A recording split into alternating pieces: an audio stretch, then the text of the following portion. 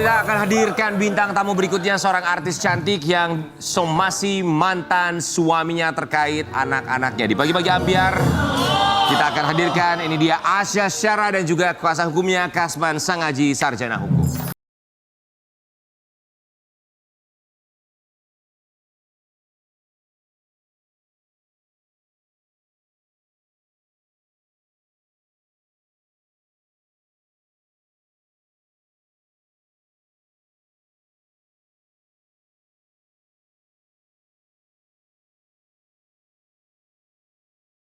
Ambiar, ini dia Asya Syara dan juga kuasa hukumnya. Sehat ya? Sehat. Kami semua di sini mau mengucapkan terima kasih. Ya. Bagus. Ya. Silakan untuk Asya Syara dan juga Mas Kasman, kuasa hukumnya boleh duduk. Kita ikut bersimpati juga atas apa yang terjadi. Asya Syara ini tidak bisa bertemu dengan anak-anaknya ya. Kedua buah hatinya. Kita mau kasih lihat dulu buat Sobat Ambiar di rumah. Ini dia Asya Syara yang kabarnya memberikan somasi kepada mantan suaminya. Asya Syara murka, anak-anaknya putus sekolah langsung layangkan somasi ke mantan suami. Asya Syara, yang kita tahu bahwa memang saat itu ketika berpisah dengan mantan suami, hak asuh anak jatuh kepada Asya Syara. Kemudian tapi mantan suami melaporkan ke KPAI dengan dugaan bahwa Asya Syara menelantarkan anak-anak sampai akhirnya anak-anak dibawa oleh mantan suami. Seperti itu? Bukan KPAI. Bukan KPAI, apa ya? Komnas. Komnas Perlindungan Anak, mohon maaf ya. Oke, kemudian sampai akhirnya kita mendengar kabar bahwa anak-anak nggak sekolah sekarang. Sekarang anak-anak nggak sekolah, udah hampir 2 bulan. Jadi anak-anak nggak terima raport, nggak ujian. Itu yang aku sesalin, makanya aku langsung bilang sama Bang Kasman, Bang, kita harus somasi aja, bilang gitu. Karena kalau udah mengenai pendidikan, ini kan namanya udah terlalu kelewatan ya. Karena kan anak-anak itu kan harus mendapatkan pendidikan yang layak, itu yang hak normal. mereka. Dia hak mereka gitu. Nah itu makanya yang aku juga pengen pertanyakan dengan Komnas ya Bang. Ya, Komnas Anak. Tapi apa sih alasan mantan suami, dari pihak mantan suami, kenapa anak-anak sampai nggak Membiarkan anak-anak disekolahin? untuk putus sekolah. Kenapa tuh Bang? Alasannya? Gak jelas alasannya apa, dia bilang dibully, tapi aku udah ngomong sama kepala sekolahnya dan segala macem, katanya nggak ada bully, nggak ada. Jadi memang aku nggak tahu kenapa tiba-tiba dan nggak ada kabar, katanya dibilang di homeschooling ya. Homeschoolingnya di mana gitu? Gurunya mana? Aku selalu minta fotonya, aku selalu minta ini. Kan aku pemegang hak asuh dan aku ibunya. Harusnya kan informasi gitu, kecuali ibunya meninggal ya kan, ibunya kan masih ada.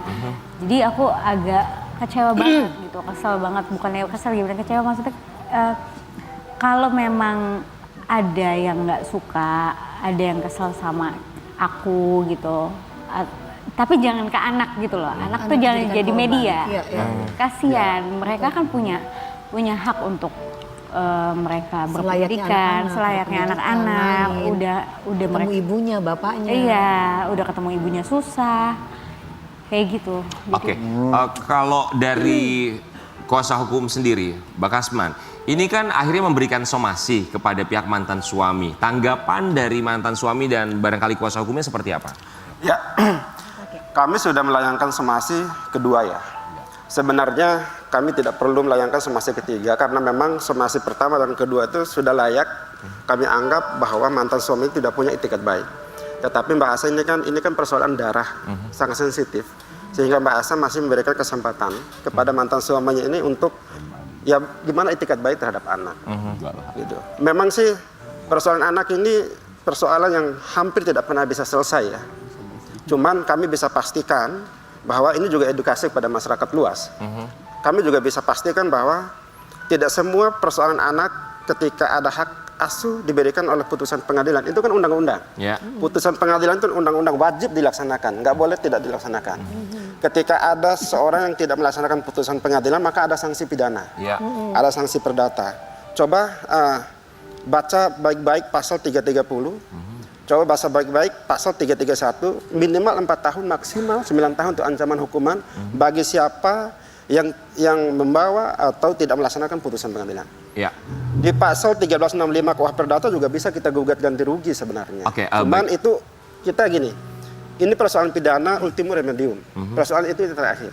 Mbak Asa ini kan kedepankan kekeluargaan, kasih sayang dulu. Ini kan persoalan anak. Mengutamakan Kami juga kekeluargaan, tidak ya. mau melewati batas-batas itu Oke, sebenarnya. tapi buat Asya Syara yang kita tahu bahwa memang hak asuh anak ini kan jatuhnya ke Asya Syara ya. Tapi kenapa sekarang ini tinggal atau dibawa sama bapaknya? Sulit untuk Asya Syara ketemu sama mereka.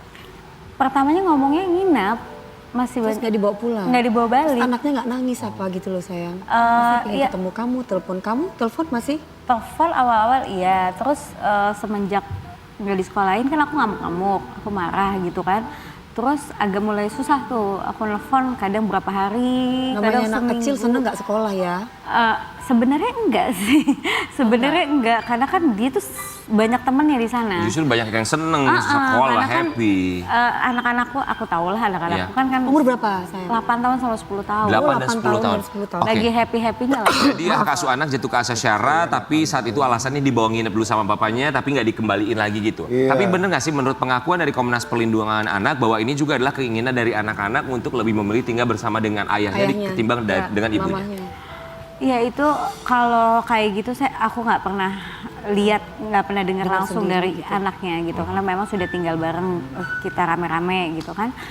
Dan yang aku sedih cuman kasihan aja mereka gitu. Gitu aja sih. Jadi mudah-mudahan dibukain pintu hatinya. Amin. Karena kalau niatnya nggak baik gitu, niatnya apapun yang dibuat untuk anak-anak, jadi sampai nggak sekolah, sampai dia jauh dari aku gitu kan. Karena kita kan agama Islam ya Kak, Iya. berridho walidain gitu namanya. Doa aku kan mustajab buat mereka. Betul, ibu yang melahirkan. Kalau dia jauhkan aku sama anak-anak, dia jauhkan dari sekolah, itu kan udah. Kamu sudah berbesar hati juga untuk membagikan waktunya untuk ke papanya gitu ya? Nggak pernah aku kekang. Ya. Oke, Asya, apakah ada kemungkinan mereka dari Asya sendiri ya berharap mereka tinggal kembali dengan Asya atau biarkanlah mereka tinggal dengan ayahnya yang penting sekolah? Aku punya hak untuk dua-duanya ada di. Aku tetap dua-duanya harus ngerasain Kasih sayang, kasih ibu dan sayang bapak, dari ya. ibu jadi bapaknya, buat walaupun kamu ibu tidak bapak masalah ya? nggak masalah. Ini perceraiannya sudah berapa lama sih sayang? Hampir 3 tahun kali ya. Sudah 3 tahun. 2 tahun lebih.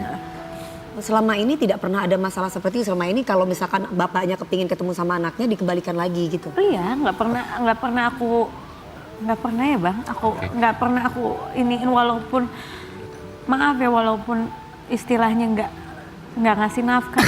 Aku nggak pernah urus itu. Oke. Asya, siapa nama kedua buah hati? Salimah sama Samara. Salimah dan Samara. Bagus namanya. Mau bilang apa untuk Salimah dan juga Samara?